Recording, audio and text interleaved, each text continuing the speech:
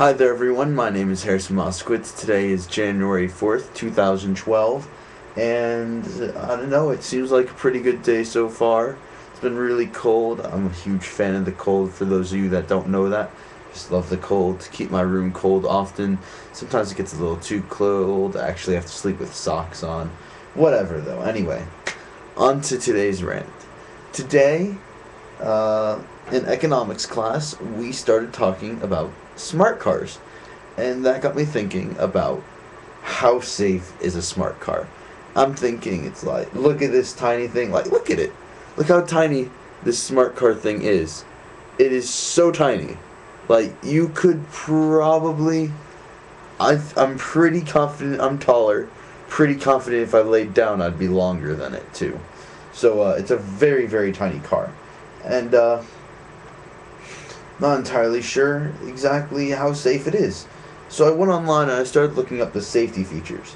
Turns out that this car, its only spectacular safety feature, I'm sorry, that was my country redneck showing, happens from being in Georgia, that the only safety feature that's really good in this car are these new cells that, like, they put these cells into the material of the car and makes it ultra absorbent. Alright, so the car absorbs a lot of damage to prevent the driver from getting injured. Alright, so you guys know how when a car crashes, there's the crumple zones, and the car crumples instead of collapsing in on the person, or but it can't crumple too much, so if it crumples too much it collapses in on the person. But if it doesn't crumple enough, all the force gets brought to the person. So, what they've done is they've pretty much made a car where it crumples and you're trapped inside of it. This is a tiny, tiny, tiny, tiny freaking car, guys. Like, holy crap, is this thing small. This car is so small, they couldn't even fit the engine in the front of the car. They actually, you know where your, like, glove compartment box in a car would be? That's where your engine is. You open that up, you've got an engine in there. That's another thing I'm pissed about. Your engine is inside your car with a glove box separating it from you. Alright, so what happens if you get into a crash? What happens if, oh my god, the engine. Oh my god, the engine's a huge liability. Oh my god, what if the engine explodes? What's there to protect the driver from the engine?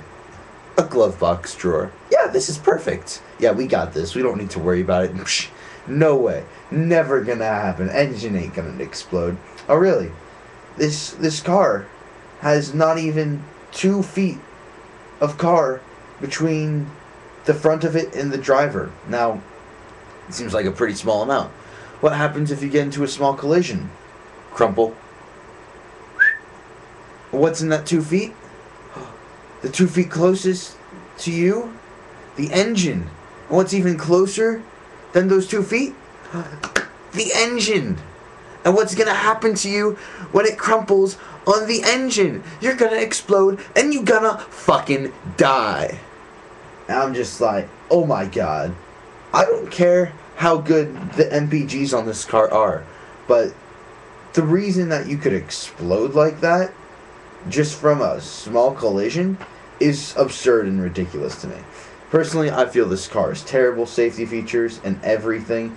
Yes, alright, your crumple zones, good for you. You have super crumple zones. Well, you know what? I'm not superhuman. I can't survive super explosions 5 inches away from my chest. By the way, I like my chest very much. It's got man boobies sometimes, but that happens to some guys. No matter what I do, I can't seem to get rid of them. But that is a rant for another day. Have a good night, everyone. This is Harrison Moskowitz signing out.